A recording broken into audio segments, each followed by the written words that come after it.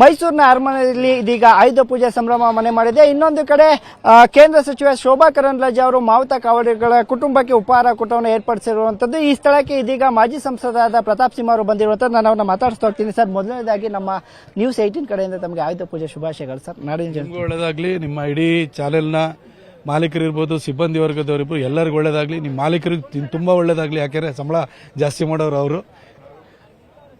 Sir, Shobha madam ಪ್ರತಿ ವರ್ಷದಂತೆ ಈ ವರ್ಷವೂ ಕೂಡ ಬಂದು ಮಾವುತ ಕಾವಡಿಗಳಿಗೆ ತಮ್ಮ ಪ್ರೀತಿಯನ್ನು ತೋರಿಸ್ತಾ ಇದ್ದಾರೆ ಸರ್, ಆ ಬಗ್ಗೆ. ಶೋಭಾ ಮೇಡಮ್ ಕಳೆದ ಒಂದು 17 ವರ್ಷಗಳಿಂದಲೂ ಕೂಡ ಸತತವಾಗಿ ಅವ್ರ ಮೈಸೂರಿಗೆ ನಿರ್ಭೀತ, ನಿಷ್ಪಕ್ಷಪಾತ, ವಿಶ್ವಾಸಾರ್ಹ ಸುದ್ದಿಗಳಿಗೆ ಮತ್ತೊಂದು ಹೆಸರಾಗಿರುವ ನ್ಯೂಸ್ 18 ಕನ್ನಡ ಈಗ ಆಪ್ನಲ್ಲೂ ಲಭ್ಯವಿದೆ. ದಯವಿಟ್ಟು ಇಲ್ಲಿರುವ QR ಕೋಡ್ ಸ್ಕ್ಯಾನ್ ಮಾಡಿಕೊಂಡು ಆಪ್ ಡೌನ್ಲೋಡ್ ಮಾಡೋದಕ್ಕೆ ಮರಿಬೇಡಿ. ನಿಮ್ಮ ಬೆಂಬಲ ಹೀಗೆ ಸದಾ ನಮ್ಮೊಂದಿಗಿರಲಿ. ಧನ್ಯವಾದ. ಇಲ್ಲಿನ ಉಸ್ತುವಾರಿ ಸಚಿವ ಆಗಿರಲಿ ಆಗದೇ ಇರಲಿ ಬಂದು ಮಾವುತರ ಜೊತೆ ಬೆಳಗಿನ ಉಪಹಾರವನ್ನು ಮಾಡ್ಕೊಂಡು ಹೋಗ್ತಾ ಇದ್ದಾರೆ. ಅದು ಕೇವಲ ಒಂದು ಸಾಂಕೇತಿಕವಾದಂತಹ ಒಂದು ನಡೆಯಲ್ಲ. ಅದು 2008ರಲ್ಲಿ ಇಲ್ಲಿನ ಉಸ್ತುವಾರಿ ಸಚಿವಾಗಿ ಬಂದಾದ ನಂತರ ಅವರು ಮಾವುತರಿಗೆ ಸರ್ಕಾರಿ ಉದ್ಯೋಗಿಗಳನ್ನಾಗಿ ಮಾಡಿ ಅವರ ಶ್ರೇಯೋಭಿವೃದ್ಧಿಗೆ ಕಾರಣರಾದಂಥವರು. ಹಾಗಾಗಿ ಅವರು ಇಲ್ಲಿ ಬಂದು ಮಾವುತರ ಜೊತೆ ಕಾಲವನ್ನು ಕಳೆಯುವಂಥದ್ದು ಒಂದು ಅರ್ಥಪೂರ್ಣವಾದಂಥ ನಡೆಯಾಗಿದೆ. ಇದಿಷ್ಟು ಮಾಜಿ ಸಂಸದರಾದಂತಹ ಪ್ರತಾಪ್ ಸಿಂಹ ಅವರ ಮಾತುಗಳು. ಕ್ಯಾಮ್ರಾ ಪರ್ಸನ್ ವಿಶ್ವನಾಥ್ ಶಿವಪ್ಪ ಜೊತೆ Anand KS, news 18 Mysuru.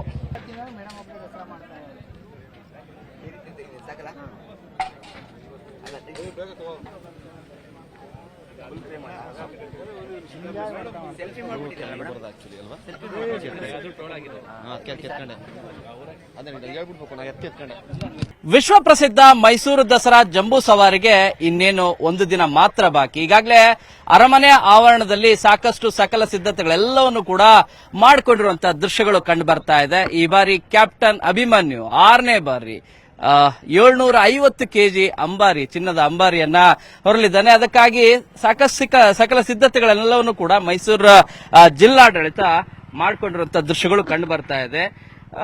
RCB ಮತ್ತು ಈ ತಮಿಳುನಾಡಿನ ಕರೂರಿನಲ್ಲಿ ಆದಂತಹ ಕಾಲ್ತುಳಿತದ ಹಿನ್ನೆಲೆಯಲ್ಲಿ ಸಾಕಷ್ಟು ಮುಂಜಾಗ್ರತಾ ಕ್ರಮಗಳನ್ನು ಕೂಡ ಕೈಗೊಂಡಿರುವಂತಹ ದೃಶ್ಯಗಳು ಕಂಡು ಬರ್ತಾ ಇದೆ. ಯಾಕಂದ್ರೆ ಕಳೆದ ವರ್ಷ 60,000 ಆಸನದ ವ್ಯವಸ್ಥೆಯನ್ನ ಮಾಡಿದ್ರು. VIP, VVIP ಸೇರಿದಂತೆ ಗಣ್ಯರು ಸೇರಿದಂತೆ ಪಾಸ್ನ ವ್ಯವಸ್ಥೆಯನ್ನು ಕೂಡ ಮಾಡಿದ್ರು. ಈ ಸಾರಿ ಈ ಪಾಸ್ನ ವ್ಯವಸ್ಥೆಯನ್ನು ಕೂಡ ಕಡಿಮೆ ಮಾಡಿದ್ದಾರೆ ಮತ್ತು ಇಲ್ಲಿ ಸೀಟ್ ಆಸನದ ವ್ಯವಸ್ಥೆ ಏನಿದೆ ಅದನ್ನು ಕೂಡ ಕಡಿಮೆ ಮಾಡಿರೋದು. ಎಷ್ಟು ಅಂದ್ರೆ 48,000 ಆಸನದ ವ್ಯವಸ್ಥೆಯನ್ನ ಮಾಡಿದ್ದಾರೆ. ಸೊ ಈ ವಿಜಯದಶಮಿಯ ದಿನ ಮೈಸೂರು ದಸರಾವನ್ನು, ಅದರಲ್ಲೂ ಕೂಡ ಜಂಬೂ ಸವಾರಿಯನ್ನ ಕಣ್ತುಂಬಿಕೊಳ್ಳಲಿಕ್ಕೆ ಏನೆಲ್ಲ ಸಿದ್ಧತೆಗಳೆಲ್ಲವನ್ನು ಕೂಡ ಮಾಡಿಕೊಂಡಿದ್ದಾರೆ. ನಾಳೆ ಸರಿಯಾಗಿ ಮಧ್ಯಾಹ್ನ 1ರಿಂದ 1:18 ಶುಭ ಧನುರ್ ಲಗ್ನದಲ್ಲಿ ಅರಮನೆಯ ಬಲರಾಮ ದ್ವಾರದಲ್ಲಿ ಮುಖ್ಯಮಂತ್ರಿ ಸಿದ್ದರಾಮಯ್ಯ ಅವರು ನಂದಿ ಧ್ವಜಕ್ಕೆ ಪೂಜೆಯನ್ನ ಮಾಡ್ತಾರೆ. ಆ ಮೂಲಕ ಚಾಲನೆಯನ್ನ ಸಿಗುತ್ತೆ. ಸಂಜೆ ಸರಿಯಾಗಿ 4:42ರಿಂದ 5:06 ಸಲ್ಲುವಂತ ಶುಭ ಕುಂಭ ಲಗ್ನದಲ್ಲಿ ಅರಮನೆ ಆವರಣದಲ್ಲಿ ಅಭಿಮನ್ಯು 750 kg ತೂಕದ ಚಿನ್ನದ ಅಂಬಾರಿಯಲ್ಲಿ ವಿರಾಜಮಾನರಾಗಿರುವಂತಹ ಶ್ರೀ ಚಾಮುಂಡೇಶ್ವರಿ ದೇವಿಗೆ ಪುಷ್ಪಾರ್ಚನೆಯನ್ನ ಸಲ್ಲಿಸ್ತಾರೆ. ರಾಜವಂಶಸ್ಥ ಸಂಸದ ಯದುವೀರ್ ಕೃಷ್ಣದತ್ತ ಚಾಮರಾಜ ಒಡೆಯರ್, ಉಪಮುಖ್ಯಮಂತ್ರಿ DCM DK ಶಿವಕುಮಾರ್, ಜಿಲ್ಲಾ ಉಸ್ತುವಾರಿ ಸಚಿವರು ಸೇರಿದಂತೆ ಹಲವು ಗಣ್ಯರೆಲ್ಲರೂ ಕೂಡ ಭಾಗಿಯಾಗಲಿದ್ದಾರೆ. ಈ ಬಾರಿಯ ವಿಜಯದಶಮಿ ಮೆರವಣಿಗೆಯಲ್ಲಿ 58 ಸ್ತಬ್ಧ ಚಿತ್ರಗಳು ಇರಲಿದೆ ಮತ್ತು 125 ಕಲಾ ತಂಡಗಳು ಕೂಡ ಭಾಗಿಯಾಗಲಿದೆ. 14 ಆನೆಗಳ ಗಜಪಡೆ ಮತ್ತು ಅಶ್ವಾರೋಹಿ ಪಡೆಗಳು ಭಾಗಿಯಾಗಲಿದೆ. 6ನೇ ಬಾರಿ ಅಂಬಾರಿ ಹೊರ್ತಿರುವಂತಹ ನಮ್ಮ ಕ್ಯಾಪ್ಟನ್ ಅಭಿಮನ್ಯು ಜೊತೆಗೆ ಕಾವೇರಿ ಮತ್ತು ರೂಪ ಕುಮ್ಕಿ ಆನೆಗಳಾಗಿ ಸಾಥ್ ನೀಡಲಿದೆ. ನಿಶಾನೆ ಆನೆಯಾಗಿ ಧನಂಜಯ್ ಹಾಗೂ ನೌಪತ್ ಆನೆಯಾಗಿ ಗೋಪಿ ಕಾರ್ಯನಿರ್ವಹಿಸಲಿದೆ. ಸೊ 48,000 ಆಸನದ ವ್ಯವಸ್ಥೆ ಕಳೆದ ವರ್ಷಕ್ಕೆ ಕಂಪೇರ್ ಮಾಡಿದ್ರೆ ಈ ಸರಿ ಕಡಿಮೆ ಇದೆ. ಯಾಕಂದ್ರೆ ಸಾಕಷ್ಟು ಮುಂಜಾಗ್ರತಾ ಕ್ರಮಗಳನ್ನು ಕೈಗೊಂಡಿರೋದು. ಪಾಸ್ ಯಾರಿಗೆ ಇದೆ, ಪಾಸ್ ಯಾರಿಗೆ ಕೊಟ್ಟಿದ್ದಾರೆ ಅವರಿಗೆ ಮಾತ್ರ ಎಂಟ್ರಿಯನ್ನ ಒಳಗಡೆ ಮಾಡ್ತಾರೆ. ಹೊರಗಡೆನೂ ಕೂಡ ಈ ಮರದ ಮೇಲೆ ಅಥವಾ ದೊಡ್ಡ ದೊಡ್ಡ ಬಿಲ್ಡಿಂಗ್ ನ ಮೇಲೆ ಹತ್ತಿ ಕೂತು ವೀಕ್ಷಣೆ ಮಾಡಲಿಕ್ಕೆ ಸಾಧ್ಯ ಆದಷ್ಟು ಕೂಡ ಅವಾಯ್ಡ್ ಮಾಡುವ ಏನು ಪ್ರಯತ್ನಗಳೆಲ್ಲವನ್ನು ಕೂಡ ಈಗ ಜಿಲ್ಲಾಡಳಿತ, ಅದರಲ್ಲೂ ಕೂಡ ಜಿಲ್ಲಾ ಪೊಲೀಸ್ ಅಧಿಕಾರಿಗಳು ಮಾಡ್ತಾ ಇದ್ದಾರೆ. ಯಾಕಂದ್ರೆ ಕಾಲ್ತುಳಿತದಂತಹ ಪ್ರಕರಣಗಳು ಮೇಲಿಂದ ಮೇಲೆ ಆಗ್ತಾ ಇದಾವೆ.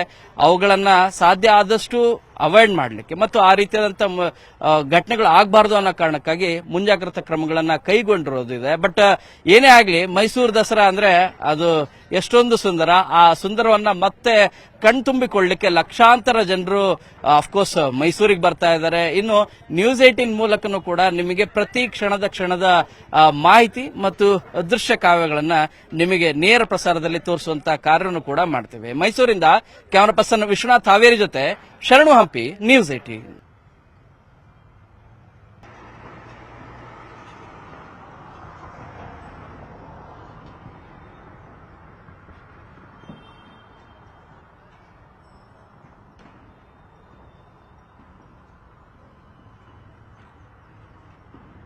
ಎಲ್ಲಿದೆಪ್ಪ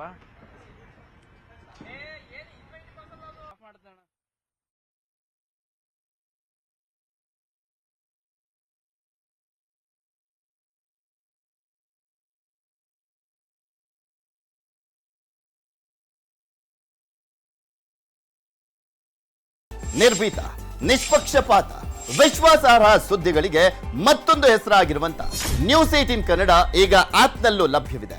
ದಯವಿಟ್ಟು ಇಲ್ಲಿರುವ QR ಕೋಡ್ ಅನ್ನ ಸ್ಕ್ಯಾನ್ ಮಾಡಿಕೊಂಡು ಆಪ್ ಅನ್ನ ಡೌನ್ಲೋಡ್ ಮಾಡೋದಕ್ಕೆ ಮರಿಬೇಡಿ. ನಿಮ್ಮ ಬೆಂಬಲ ಹೀಗೆ ಸದಾ ನಮ್ಮೊಂದಿಗಿರಲಿ. ಧನ್ಯವಾದ.